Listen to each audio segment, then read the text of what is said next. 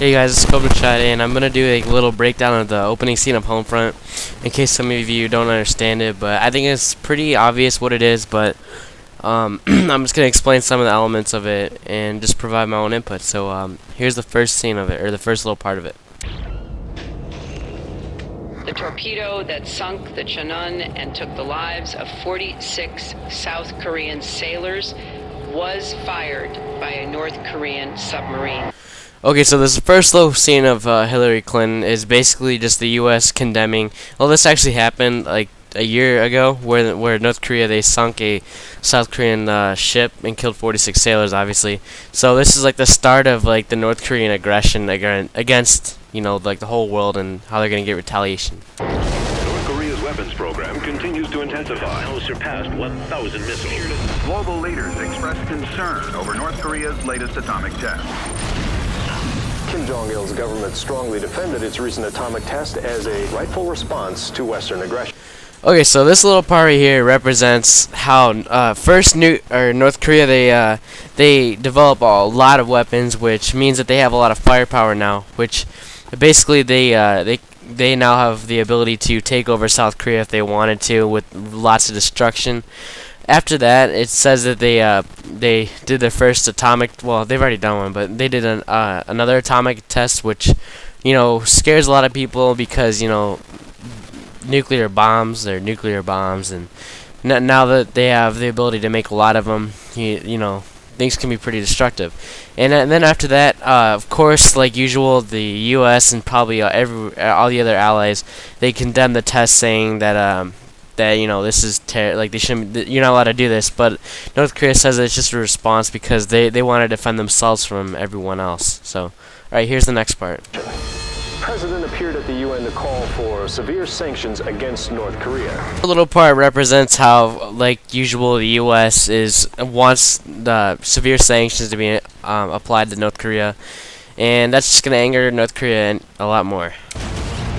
This morning comes the news of Kim Jong-il's death. North Koreans greet their new supreme leader, Kim Jong-il's son, Kim Jong-un. 우리 공화국의 통일은 남한과의 한민족을 갖고 올 것이며 경제와 산업의 발전을 갖고 올 것입니다. So this scene right here is really important because, well, it looks like a really real scene too. But basically their beloved leader, Kim Jong-il, dies, and that's really bad because, like, right now everyone's worried that if he dies, like right now in real life, it'll send North Korea into chaos because they'll have like no leadership. But after he dies, his son Kim Jong-un, whatever, he takes over, and then he's when he has like the little like conference or whatever, I don't know what he's saying. Obviously, I don't speak Korean, but I'm pretty sure he's saying that he's gonna like bring power and he's gonna take over lots of countries and shit. Today, our beloved leader, Kim Jong-un, has united North and South Korea, forming the Greater Korean Republic. So obviously here, North Korea, I don't know if they just like annex South Korea by like threatening them that they would like invade the shit out of them because they have so many missiles, or if they invaded South Korea. I think it would be more likely that they actually invaded them. But the point here is that North Korea takes over South Korea, and now there's only one Korea. Talks to end the Saudi-Iran war have stalemated once again. Meanwhile, damaged oil wells and pipelines burn uncontrollably, deeply affecting world supplies. Although costs at the pump are ready to break the dreaded $20 ceiling. The only good communist is a dead communist! So basically in this one, there's a war going on in in and around Iraq. I don't know like what country. It looks like Saudi Arabia.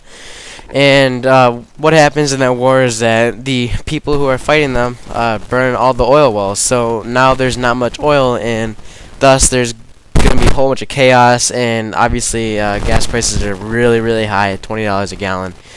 And then it looks like there's something going on with communism. I don't know if it's like communism in the U.S. or just communism like in the world, but the guy seems pretty mad. Across the nation, civil unrest has intensified with the demise of the U.S. dollar. This is not a retreat, nor are we abandoning our Asian allies. Okay, so what appears to be happening here in this little short thing is that the U.S. dollar just collapses, and basically what that means is that the U.S. is like broke, and basically it probably has something to do with inflation, but like maybe $80 in the U.S. it would be worth like €1, and that would be worthless. So basically, looks like the U.S. is crashing, and then at the end, looks like the U.S. guy is, or general president maybe, is just saying that he's not going to abandon other allies because it looks like Asia got dominated by Korea. Because as you see in the red picture, looks like China has been taken over by Korea as well. So he means that they're not going to abandon them, and they're going to support them, try to get them out of North Korea hands. Under threat of annihilation by the Greater Korean Republic, Japan has surrendered. Martial law is now in effect. Excessive force will be used. In this little scene right here, what happens is Korea has taken over Japan. They obviously invaded them, and Japan surrenders because if they don't, then Korea would probably just murder everyone in that country. So yeah, Japan joins Korea, and then the violence afterwards is, I think the Korean people, or Korean like army, when they invaded, they go in there and just suppress all the oppression in Japan against Korea. Hours after the president ordered a freeze on bank withdrawals. We don't know when we will get our next meal.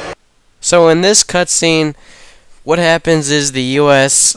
stock market, I believe, crashes, and thus everyone's in a depression. So basically, the U.S. is fucked right now, and that's leading to people not having money to buy food, and as told by that lady who doesn't know when she'll get her next meal. And yeah, it's not looking too good for the U.S. right now. The Mexican government has imposed strict immigration quotas, effectively closing its borders to American refugees.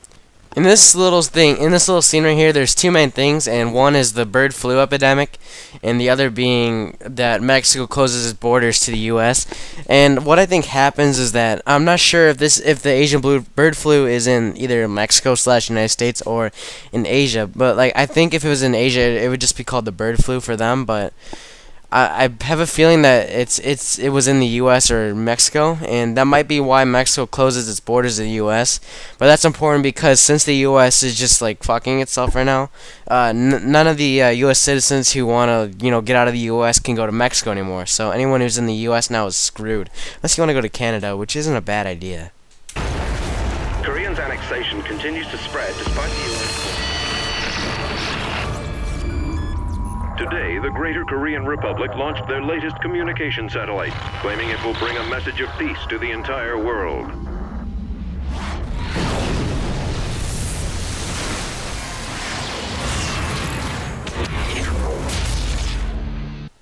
In this scene right here, obviously Korea is owning the Asia, like Pacific area, whatever. I don't know what you call it, just the area around Korea. And I'm pretty sure that they already beat China in that one scene way earlier.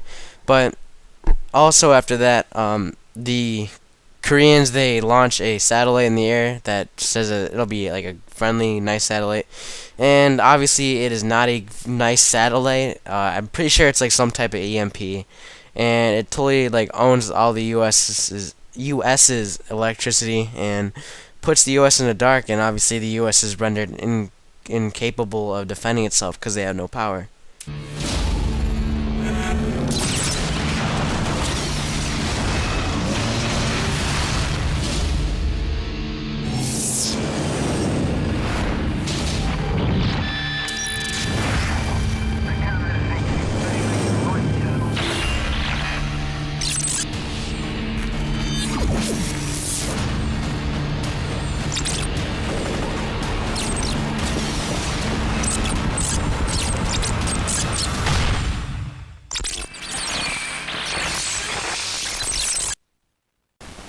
Basically, this is the big moment for the U.S. and Korea, because now that the U.S. can't really defend itself very much, they first take Hawaii, which just eliminates a lot of the U.S.'s Navy, most likely.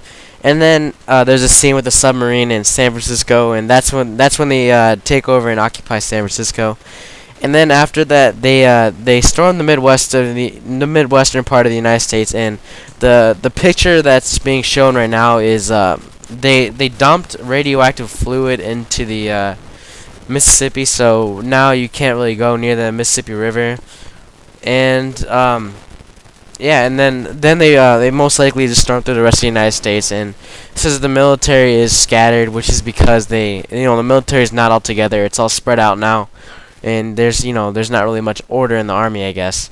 So looks like the United States is pretty much fucked right now. So yeah, I'm gonna talk a little bit more. Basically, in Homefront, obviously the single player is about you. You're like a resistance fighter trying to rebel against the Koreans, and like this single player, it's really real. Like, and especially the scene that I just broke down, or the whole the first starting scene that I just broke down. It seems like a real possibility, even though Korea is never gonna be like this. Korea is never gonna be like China. They're never gonna take over China. No one's ever gonna take over China or the U.S. Which is what I believe, because they're just too big of superpowers and they have way too many allies that would just help them. But this storyline is really intriguing. There's it just looks so real with the stuff about Kim Jong Il and his son, and I mean North Korea and South Korea, they're pretty close to war right now. It can happen any time. So yeah, I hope you guys enjoyed this little breakdown. Tell me what you guys think about it, and let me know what you think about this the storyline about Homefront, and also talk about what would be your scenario on how the U.S. would be taking over? Would it be taking over like China, Russia, anything? Just leave some kind of weird story.